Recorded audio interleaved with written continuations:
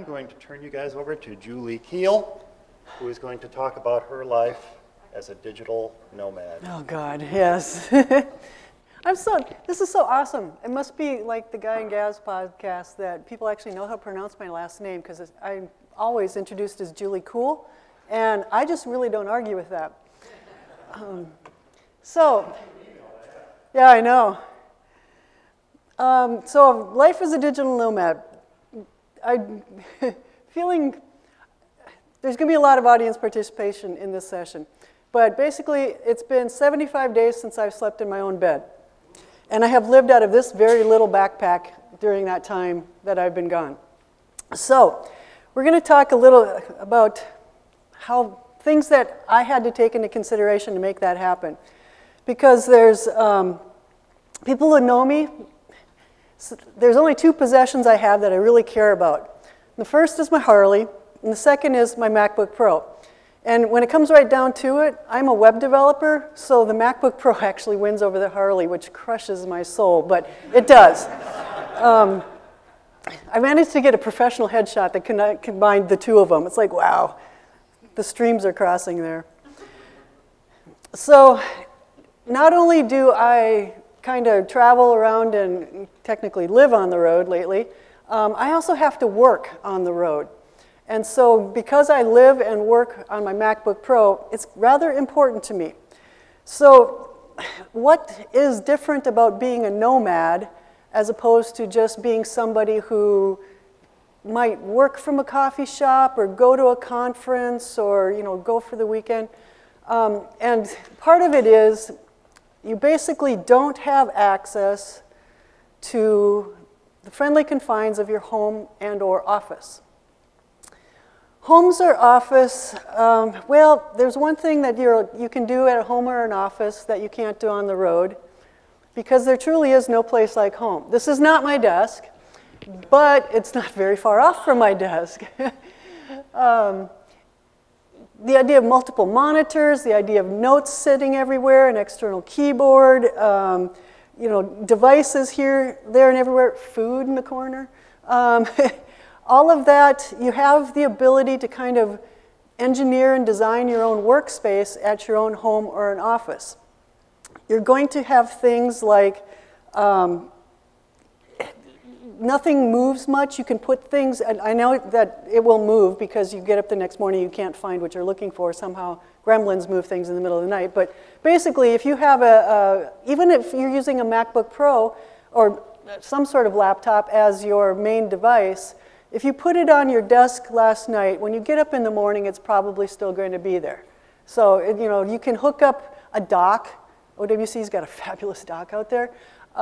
You can hook up external drives, you can hook up that second monitor, you can use a mouse, you can use a keyboard, so all that stuff's going to be there. You have a known internet connection. Usually it's fast, but even if it's slow, you know what you've got. You've probably got it secured. You probably expect it to work on most regular basis. I mean, I knew that goes down from time to time, and we all have, I go into seizures when that happens at home, but you also know that you're going to have power. Again, I have seizures when the power goes out too, but you can kind of plug things in, and you kind of know what environment you're going to be working within. You also have the ability to do some ergonomic stuff. You can raise your monitor, you can put that external keyboard down here, put your laptop up high. At home, I actually have an exercise ball I sit on. Just all that kind of stuff because it's your space, you make it yours. And it basically does become, what you want it to be. If you don't like something, you change it. You find those pain points and you take care of that by maybe buying something, moving something, changing how you work. So again, at home, you have the ability to kind of engineer your space. However, on the road, it's a different story. You kind of have to go with the flow and deal with whatever you can find some days. And some days you're never quite sure what you find. And so, what's the big deal about that change? What it does require is forethought and kind of some planning and things to take into consideration, especially when you go off on an extended, I just about used the word vacation. Oh, Lord, no, it's not been a vacation. But an extended journey, we'll say. So these are the considerations for when you're on the road. And this is true whether you're going for short-term or for long-term.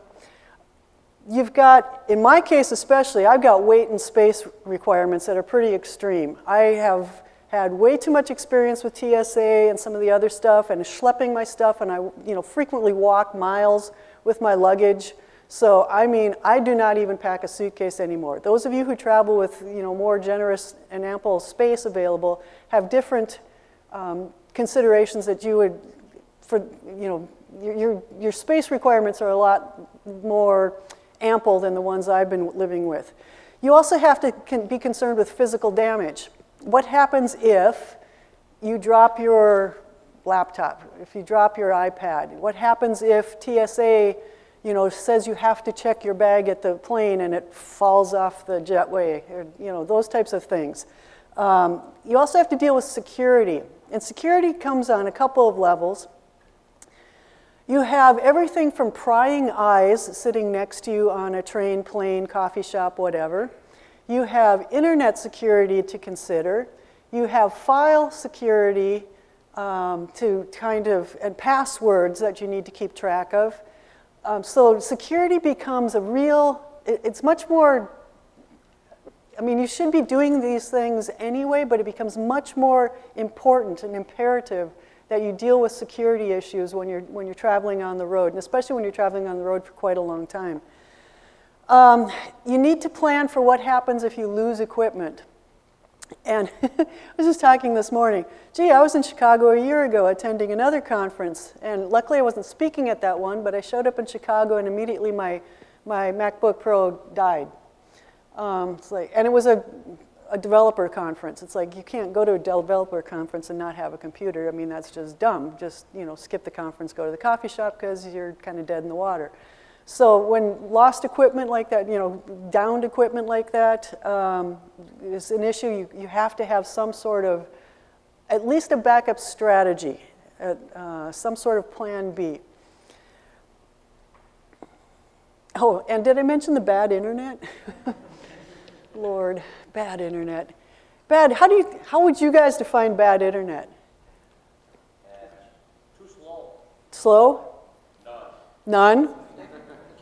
Can't access your VPN. Can't access a VPN? Goes in and out. Goes in and out. Oh, Lord, I hate that. I've been dealing with that for 2 weeks. The place I was staying, I had been there for a while, and I had a secure, I had a nice, steady connection, and suddenly in the last 2 weeks, it's like every 20 minutes, log off, log on, log off, log on. Boy. Road access. There you go. Actually, small story, that happened to me this week. I've been in Omaha for a couple of months, actually, and I found my favorite coffee shop. If anybody's in Omaha, first off, Omaha is way cooler than you might imagine. Secondly, Spielbound. It's a game board cafe. Can we just stop right there? Game board cafe? How freaking cool is that concept? So it was my favorite coffee shop, and I went there, and for some reason that day I couldn't connect to its internet. And it's like, what? I've been here several times. I have work to do. I have files to download. I have stuff to do. I'm getting ready for a big project, and I gotta get stuff done. And I just walked 2 miles to get here, and I'm not going to go home, and I'm stuck. So there you are. What do? Tethering. I've about used the cap on my plan once again, and what are you going to do? So I pulled up the join network panel, and found one that said. Essentially the medical center guest. I'm like, it's a hospital, right? I've used hospital Wi-Fi before. It's actually usually pretty good. Hospitals got smart. They decided that, families want to update Caring Bridge sites from the hospital, so they provide Wi-Fi. I'm like, okay, I can't get onto the one I trust. I know you're not supposed to jump on public Wi-Fi, but it's medical, whatever. Okay, so I jump on it, and I was working for, an hour or two, and all of a sudden I get bumped off. And trying to reconnect. And One of my favorite apps that I'm actually going to talk about here shortly for life on the road is called Cloak. It's a VPN for security. Yeah. I'm getting a message from Cloak, or the logon, basically saying that that network does not allow Cloak. It doesn't want you to use VPNs, and now you can no longer get access to the internet. And I'm like, crap, now what am I going to do? So I had to walk to another coffee shop. But in the process, somehow that has corrupted the ports on my computer, and I can't use my local development environment that I use for web. Anyway, so I'm still in the ticketing and troubleshooting session on that one. So yeah, so some of those fun things that happen out on the road that wouldn't happen if I were home. And even if I'm out and about at home, once again, I am in familiar confines. I know Starbucks, I know Atomic Coffee, I know Moxie Java. These are my home coffee shops. I know and trust and have experience with them. When you're out and about, you never know what you're going to get. So these are some of the things that I consider to be Nomad-friendly apps and services. 1Password, can't live without it. You should, I mean, just anybody here not use it or something like it? LastPass, Dashboard? Good, because really, and just as a web developer too, I'm always shocked at how many people, I got a guy this week, he says, my website's been down for a couple weeks, can you fix it? And he sent this through a contact form on my website, and then later sent me an email saying, here's the password and login information. I haven't even contacted him yet. He's sending me his credentials. I'm like, whoa. Anyway, so yeah, people do that all the time in an email. So at least I keep their stuff in 1Password and do my best to keep it secure. Crash Plan, Backblaze. What's the other one? There's another one. Carbonite's the one I was thinking of. But Mozy's another one, yes. Those types of online backups. When I'm at home, I have 3 layers of backup. I have Time Machine, incremental backup. I have a clone on an external drive. And then I have Crash Plan as an offsite. Those, to me, that's the mantra. 3 levels, incremental, clone, offsite. When I'm on the road, I'm getting these messages from Time Machine. Your machine hasn't been backed up for 45 days. It's like, yeah, I know. But Crash Plan, I really, really depend on Crash Plan when I'm on the road because I don't have that incremental or clone access anymore. Those of you with more space in your bags could pack an external drive to make a clone. I would actually recommend that. But my tiny little bag with equipment and clothing didn't allow me to do that. So again, Crash Plan or whatever online backup service really becomes important. Cloak, I mentioned. There are other ones as well. Tunnel Bear I've used. Anybody else have some favorites for VPNs? OpenVPN. Okay. They are required, can I say, if you're floating around in dodgy coffee shops. You need to have some sort of protection of your connection. You need to basically put a wall around the pipe that you're sending stuff through. They're pretty essential if you go outside of the country too. In places like Saudi Arabia, you need it to do anything. Yeah. And, well, plus you need it to watch, you know, like iPlayer from the US or...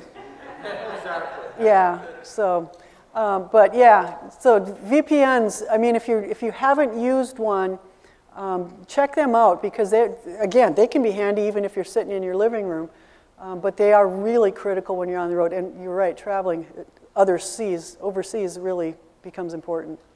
I never understood, if you're unsigned up, should you use a VPN? Should you not use a VPN? I never know the answer to that, and I never can seem to, in my horrible research analysis, I never can seem to find the answer I'm looking for because my Google food sucks. Short answer, yes. Always use a VPN to connect anything you're doing. If you're connecting onto a network, you do not need. Yeah, I was going to say my personal habit with that, and those who know more than me can correct me, but when I use my phone as a hotspot, I only use it through a USB. I do not use the Wi-Fi hotspot. So only when my cable is connected to my phone and my computer do I have internet on my computer from my phone. It's on Verizon. So I don't use a VPN at that point because it is on Verizon's network.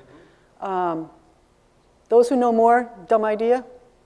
If you're in an unfamiliar area, it's possible to hook up to a femtocell, in which case you're thinking you're on a cellular network, but you're still going through somebody's private router. Okay, but the femtocell connection is over VPN. Okay. That, like a microcell connects to AT&T over its own. So in general, the rule of thumb is once you're using a cell phone to connect, you're good.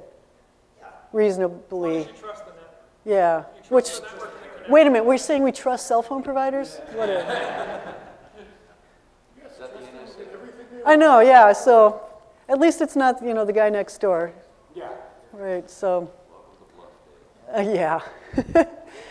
I actually have started using Sophos antivirus. I've had a couple of things pop up. A lot of times they're Windows files, but I've just seen a few of them lately that I finally broke down and put an antivirus on my Mac. I don't regret that. Occasionally it slows my machine down. I still don't regret that. It's just when I'm out and about like I am, it's just one more layer of protection that I think's worth the trade-off. Again, if you're at home on a Mac, a lot of people choose not to. Okay, now we just crossed into my web development philosophy. I am worried about infecting other people as well. Yeah, I believe security is as, you know, the web is as secure as the weakest link, and I'm not going to be that weakest link. So, yeah. Okay, Dropbox. Oh, Lord, has Dropbox saved my butt so many times? Remember when I said last year my computer died? I managed to like keep working because all my files were in Dropbox. Dropbox, as much as it's a convenient thing, I traveled here by train yesterday, and what's amazing about Dropbox is that your files are in the cloud, but they're also on your computer, and you can like still work because your files are on your computer. And then when you get a connection again, all the files go up there, and now they're in two places, and they're backed up. And did I mention I have 3 layers of backup? Dropbox is my 4th. It really is, all of my web development stuff is in Dropbox. And so even if everything dies, I count on Dropbox to have at least some sort of copy of it. Bartender. Those of you, anybody not familiar with Bartender? Good. Bartender, one of the big differences that happens when you're working from a laptop versus working from home, where you have 2 monitors or the big 27-inch, you know, cinema displays or whatever, is that you got to deal with this tiny little screen. And you've got like 15 windows open and 30 tabs in browsers and spaces. You know, we're using spaces, got about 6 spaces going back and forth. And all of these apps that are running, that when you go to a different application, you know, the space on your menu bar up there is, you know, changes, and links to things come and go and disappear, and you're not sure what's actually running anymore. Bartender allows you to put some of those icons that show up in your menu bar, and it's in like a sub-menu type of thing. And so if you like Creative Cloud updates and even like Dropbox, I don't use the menu bar for my Dropbox stuff. There's a lot of icons I drop into the sub-menu that Bartender allows in your menu bar or toolbar up there. So it's one of the ways that you deal with the limited screen space that living off of the notebook and only a notebook forces you to do. Spectacle kind of falls into that category as well. I don't know if you're familiar with Spectacle. I just heard about it the first time a couple weeks ago. And basically, I think it's being rolled into El Capitan anyway. It basically, Windows people are like, yeah, whatever. It allows you to split your screen and like web development. At home, I have 1 monitor of code. I have 1 monitor of browser. Update the code, browser updates. It's awesome. Get that on 1 little screen, and you can set it up so you have code on 1 space, browser on another, and then you're going back and forth, back and forth, back and forth all the time. It can make some people dizzy. Spectacle allows you to say, okay, I want my code on the left side of the screen, I want my browser on the right side of the screen, and it just splits it evenly down the middle. And it's just like, I don't know, Command arrow, and it takes whatever app is active and shoves it into the left side of the screen or the top and bottom. So it gives you a keyboard shortcut to manipulate your windows. May not be applicable to everybody, but if you've got a lot of windows open, like if you want to keep mail open on one side and you want to keep Word on the other, it's a really neat way to just, using the keyboard, manipulate your windows. Because I find myself, at home, I'm much more prone to using the mouse or trackpad and doing the cursor movements.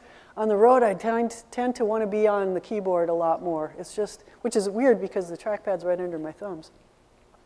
Alfred's another one that offers a lot of keyboard commands. I just saw one this morning. Alfred can help you spell. Really? If you don't know how to spell something, you can just say spell and try your best, and it will do what it can to figure out what you're trying to get to. So it's like, cool. But Alfred has a lot of shortcuts that help you open apps, and again, just that whole, you're dealing with limited spaces. I don't have a Finder window open. I don't want to open yet another window on my screen, so Alfred can help deal with some of that as well. And since we have 2 young developers in the audience, I threw this in at the last minute because it kind of is specific to developers. Git and Dash. I don't know if you're familiar with Git, but you should be. If you're going to go into development, get familiar with it. But it basically backs up your code, and that's a very generalized statement there. But it does allow you to keep a record of what you're doing in code, and then if you don't have an internet connection, it will store it on your local machine, and when you get an internet, you can set it up to send it to a GitHub repository is what it's called. So that's, as a coder, as a developer, that's really important. The other one that people may or may not be familiar with and may or may not apply strictly to developers is Dash. Dash is basically a way I use it to pull down developer, the codex. I work in WordPress, and so the codex is the documentation for WordPress that's out on the web. Well, when I don't have an internet connection, that means I don't have access to the documentation I need to do what I need to do. Dash goes out and grabs all of that, excuse me, and brings it down to a local copy. So if you need access to any documentation, it doesn't have to be coding documentation. It can be Apple's, knowledge base or whatever.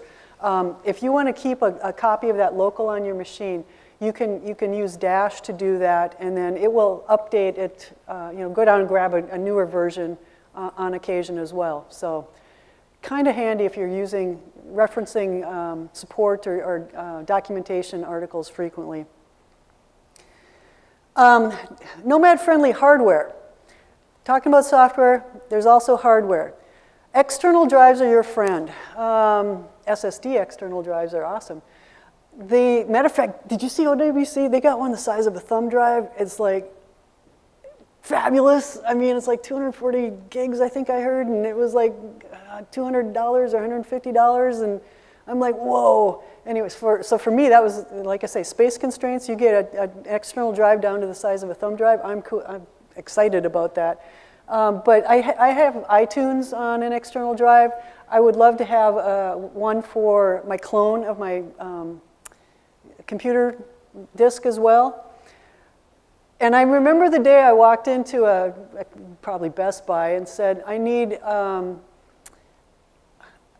think the way I phrased it, which was poor, but it was interesting because when I got the response I did, it says basically, how long will it last? I think that's how I phrased this, how long will it last? Or how tough is it? Anyway, basically he started talking about, the life of the drive and whatever, and I'm like, no, I want to know what happens when I drop it. Ruggedized was the term I was looking for, but that didn't exist at that time. It was just being a thing. So, ruggedized drives, if you're doing a lot of traveling, are a thing. External battery, too. Yeah, remember I said that thing about dodgy power? The biggest external drive you can handle to carry is a really good idea.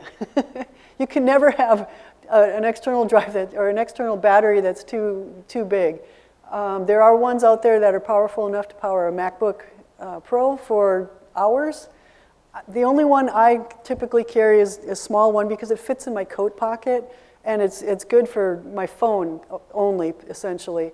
But that's, again, because of space constraints. If if you've got the space and you're not carrying it all the time, you know, the biggest external battery you can find is a great idea. Keyboard covers. People have been looking at my keyboard cover today. As a matter of fact, they've been looking at it for quite a long time. Speaking of Macworld nostalgia, got this at Macworld a couple years ago. KB covers, I believe. This is actually, if I was at home, this would be a bunch of Post-it notes hanging next to my monitor. These are keyboard shortcuts for Photoshop, because I don't use Photoshop very often. So this keyboard cover serves as both my Post-it notes, plus, did I mention I work out of coffee shops? It's a minor bit of protection against cookie crumbs and coffee, you know, spills going into my keyboard. Yeah, this, I think it was like 20 bucks. This thing is so awesome. It saved me so many times. And personally, my backpack is a huge piece of equipment, and I have no idea how many miles I have in that backpack, but honestly, when it goes, I don't know what I'm going to do. I am so familiar with where things are, and I have pockets for everything, and how it fits, and how much I can pack. So whatever suitcase or pack or whatever it is you use, I'm sure you'll get the same type of, this is how much space I have, this is, you know, how I fit those things in there. And so that becomes part of your equipment as well. Which one do you use? My bag, oh. It's an Oigo. I think that's how it's pronounced, O-G-I-O. Here's my killer feature on it.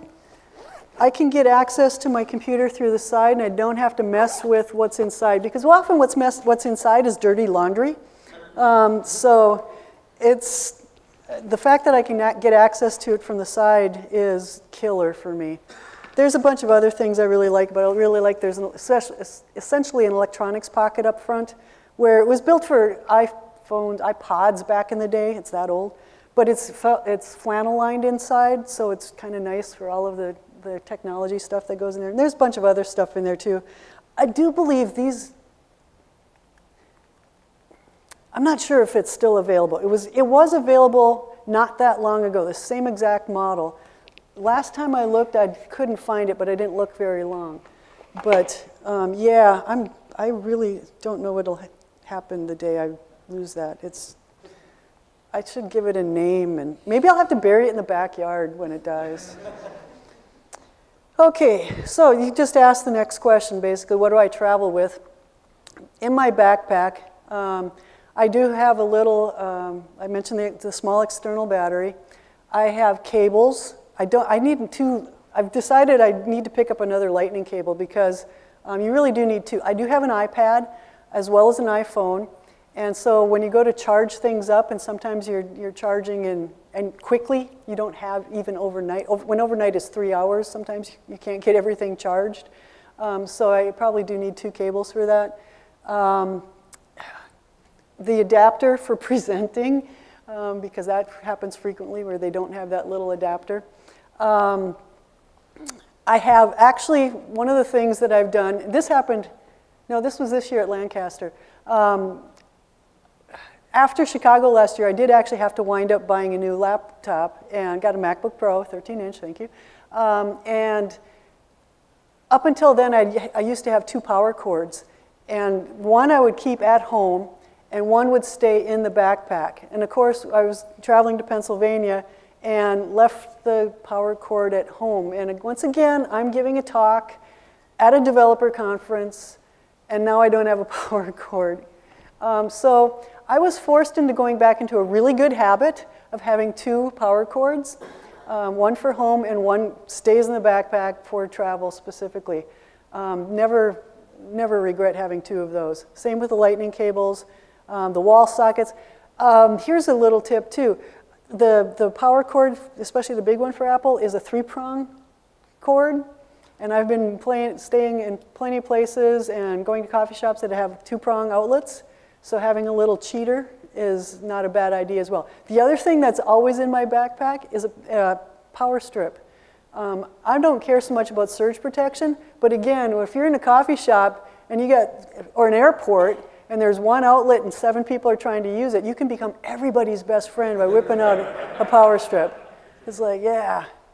So basically, this is my idea of heaven.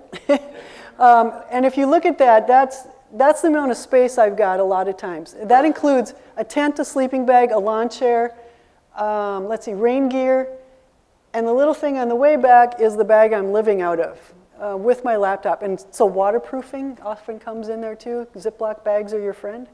But when you get down to those types of constraints and for days and days at a time, weeks at a time, sometimes months at a time, you really have to pare down and think through some of those things as far as risks and security and size and whether or not you have everything you need and nothing more, depending on what you do. Now, the thing that's crazy about all of that, everything that works on the road also applies to home.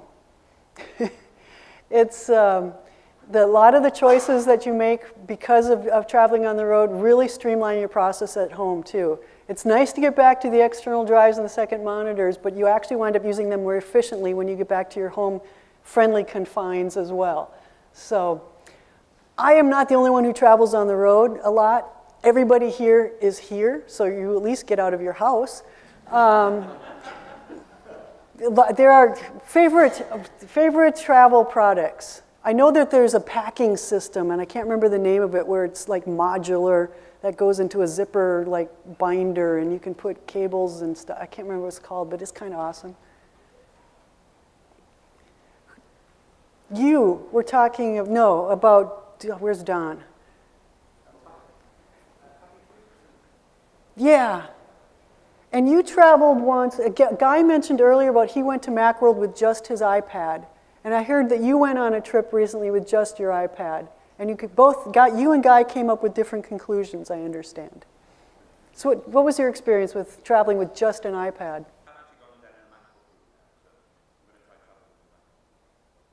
Okay.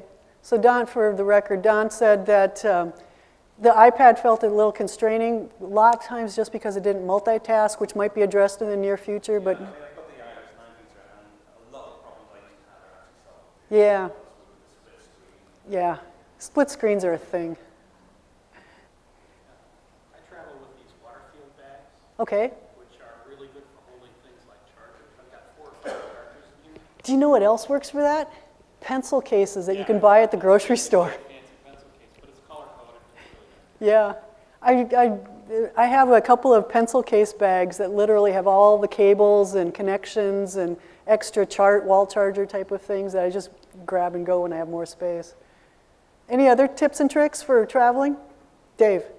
To his point about the pencil case, it's something a little bit larger than that. If you fly a lot, that holds your headphones and your iPad and whatever else you would want at your seat on the plane.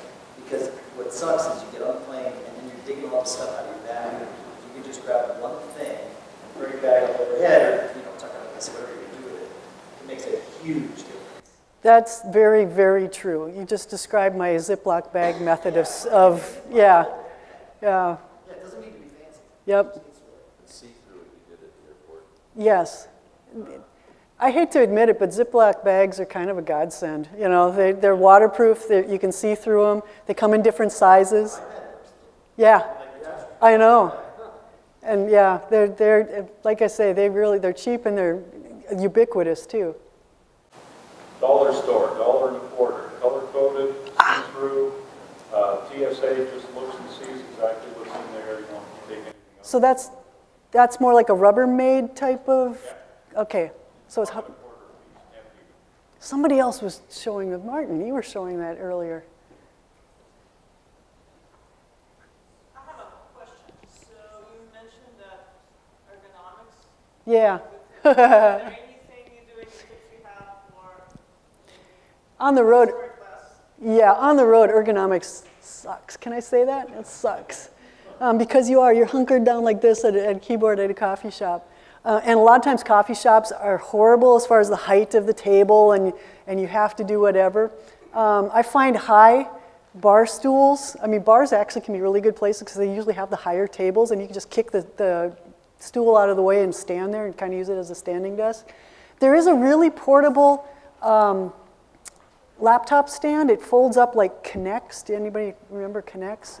It looks like, Yeah, they also have like standards, like little plastic thing with folder and so on, but when you're on it supports an iPad. yeah. And It doesn't have to be horizontal. the trick with the downside to those, and if you've got the space, they're awesome for that, is that you then also have to have a keyboard to go with it because you can't keyboard up here. You're going to have a keyboard that stays down lower.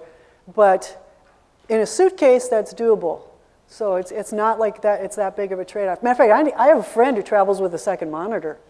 I mean, yeah, graphic designer, you know. So, 30 inch. yeah, well, probably. If I had to add a suggestion to your question, it's do a display or something similar, unless you're using your phone or your iPad as a second display. I haven't. I could, but I haven't.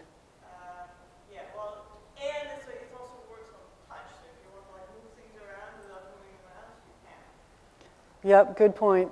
Yeah, the iPad would make a great second display, actually. Okay. Dave. Can you flip back to the motorcycle picture for like 3 seconds? Why? Because I was supposed to pose, wasn't I?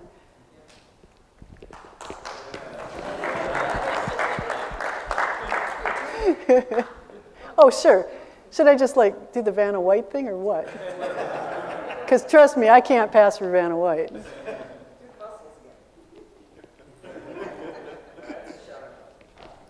My friends are going to love that. So anyway, bottom line, there's me, there's my web address.